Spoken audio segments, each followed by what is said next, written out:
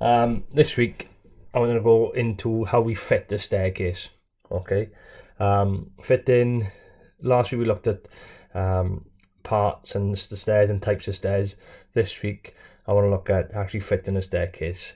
It's quite a big job, but there's only two main steps involved in it. Okay, so basically when the stairs is made, okay, a template is made like so, and this is used then to route out housings for the tread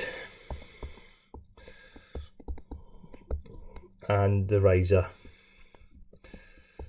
Okay, and this is done many times up the staircase, and then all the components put together.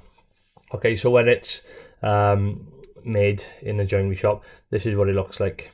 Okay, so the housing, again, housing for the tread, housing for riser, housing for the tread, housing for riser, and these are wedge shaped. Okay, and the reason they're wedge shaped is so that once the riser or tread are in, obviously they're not wedge shaped, they're normal square pieces of timber.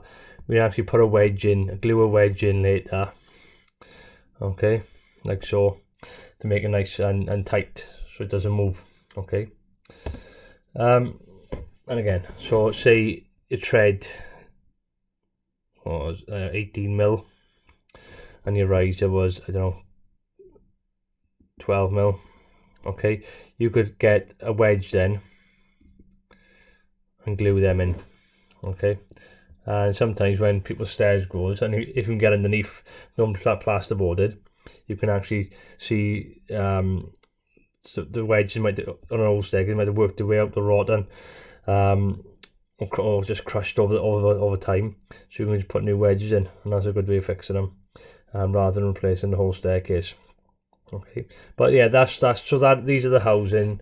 Again, housing for the tread and housing for the riser. And the reason I'm going into this so much is because this is what we use to actually fit a staircase. These lines are what we use to mark off and cut. Okay. Okay, right, so when you get a staircase delivered, it'll look this shape. Okay, and all of these treads and risers will be in, apart from the top one and the bottom one. Okay, all the rest will have the stairs in, but the top one will just have the housing for the stairs, housing for the tread and riser, and at the bottom housing for the tread and riser. And that is what we use to cut into the trimmer at the top and into the floor at the bottom. Okay, so when you cut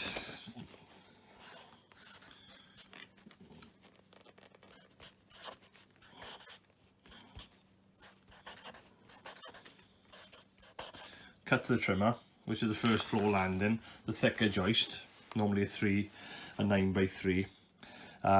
Again, the trimmers, as you know about work on floor joists, the trimmer is there to take the weight of the opening. Okay, so the trimmer is what we're going to hang the trimmer joist. Okay, I'm trying to hold my phone, record and talk and draw. I'm struggling a bit. So the trimmer joist, usually a 9x3. Okay, or like 75mm by 225mm. Okay, which the stair is going to hang on. Okay, so the first cut we do on a staircase when it gets delivered to site is the cut to the trimmer, which is the cut at the top of the stair.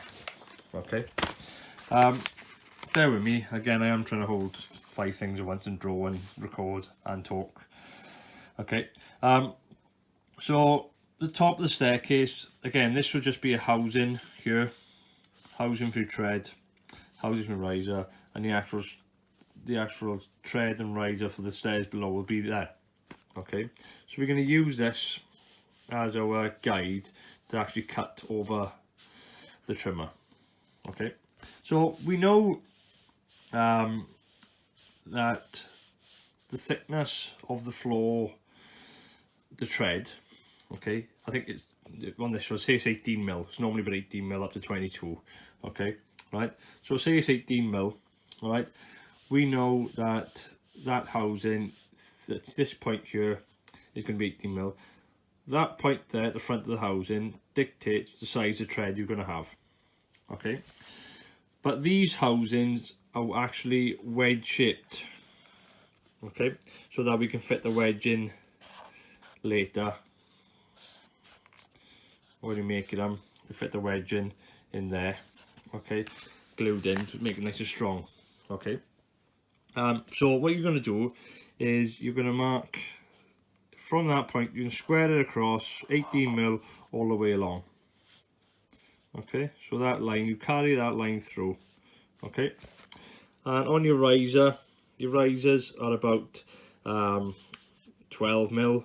See, so you're going to measure back 12 mil from the front of that housing and put a line. Okay, now that is going to be your first cut there. You're going to cut all that out. You end up with just a piece of stair that hooks onto the trimmer. Okay, then what you're going to do is you're going to, let me just draw that again.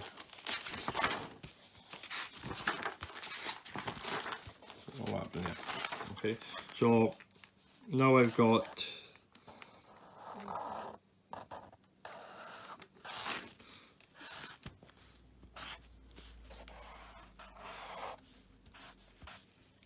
now my stairs looks like that. I've cut out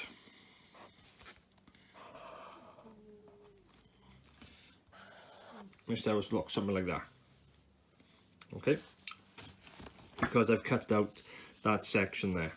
Now that section there is just going to hook over our trimmer.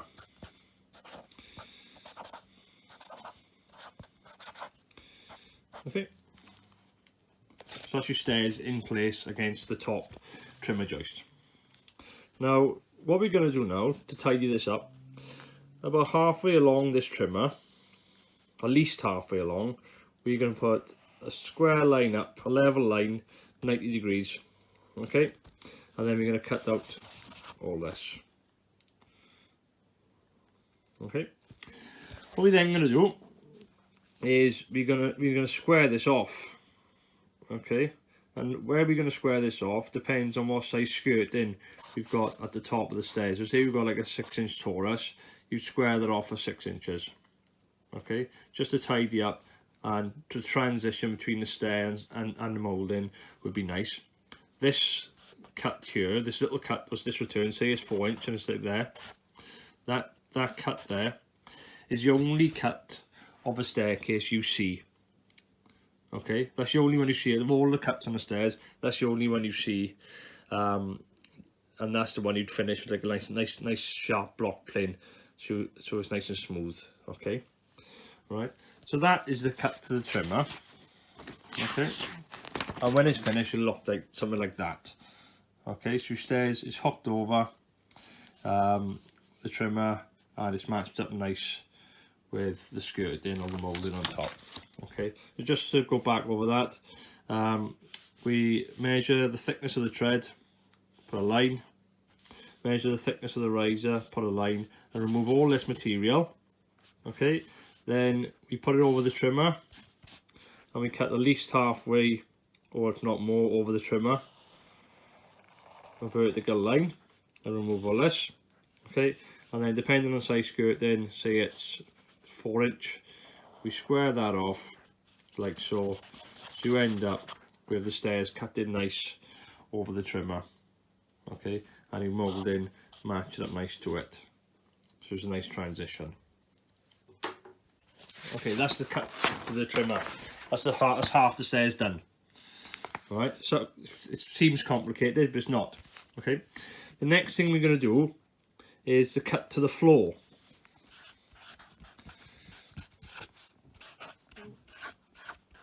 Okay, cut to the floor. Okay, so basically at the bottom again, there'll be stairs, there'll be treads and risers in, apart from the bottom one. Okay, what we are going to do is we're going to say, right, what distance is that there from underneath of the nose in to the tread, okay? And then what we're going to do, once we got that distance, let's say it's 180, okay, 180 millimeters, we'll measure down there, whatever distance that is, okay, and we'll square a line across which is 90 degrees to that, sorry, I'm sure, we square a line across which is 90 degrees to the riser, okay, then all this gets removed. Yeah, then what we do again, we get our sliding bevel, okay, and we set it to the height of the set it to the height of the skirt. Then we'll say 6 inch. We slide it along this line, and where it meets we draw a line down, okay, and we remove that. Okay, so we got our measurement, the distance from the underside of the nose in to the tread. We square that across 90 degrees, okay, and then all this gets removed. We measure our height of the skirt then, say it's 4 inch again, okay, just do a 4 inch torus, okay. We then cut that off, so again there's a nice transition between the bottom of the stair and the moulding, okay, and that is your cut to the floor, okay. So that is the typical cutting of the staircase into the floor and into the trimmer of the first floor, and they are the two most difficult cuts of a staircase of a straight flight, okay. This would happen if you even on like a turnstairs, kite winder staircase or dog leg, you still have this on the top and bottoms, okay. So hopefully that makes sense.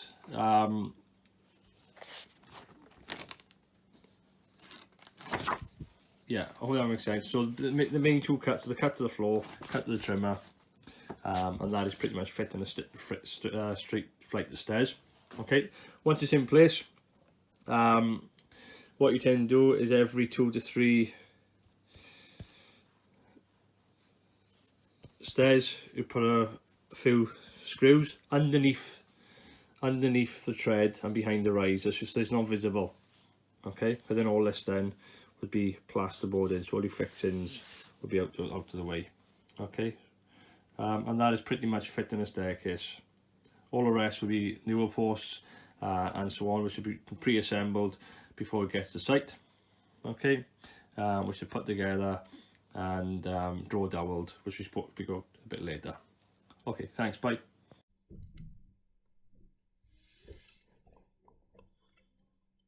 Okay, this week's task, okay, because it's quite an important bit of work, this fitting a staircase, and the technique of cutting to the trimmer and cutting to the floor, okay, is so important. It's on all staircases, okay. Sometimes you can be lucky and the joinery shop will actually cut them beforehand, but most of the time the cut to the trimmer and cut to the floor, especially the cut to the floor, are for you to do on site. So this is a really important job, and I really want you to take your time in this one task, okay. So I want you to create a step-by-step guide on how to cut and fit a straight flight of stairs. For example, okay, I don't want cut the trimmer, cut the floor, fit the staircase. That is not enough. I want an in-depth step by step. So part 1 would be cut to the trimmer. So then you say you're going to mark a line, the thickness of the tread to top housing, mark a line, thickness of riser, top housing, cut the mark lines, hook stairs on trimmer, and so on and so on. Okay, I want to really broke it down, something you can use throughout your career. Okay, use this time to think of a big job like a staircase, and break down actually how you cut it. Okay, all the information you need on the for the step-by-step is in the video of me explaining how to cut them. Okay, again, I'm changing the dates a bit. I need to submit engagement register to the Welsh Assembly on a Friday morning. So the closing date for this task, I want it sent to me by Thursday the 7th of May.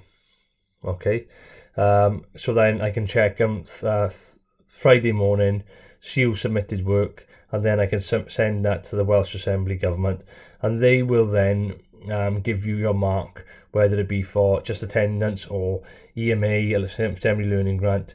Okay, if you're not on that list, then I won't be able to add you as engaging. Okay, and you have to catch up. So thanks to those who sending me work, it's great, and those who start to send work, that's great. But it's really get involved, because it could be a massive part in getting your qualification. Okay, thank you very much. Bye.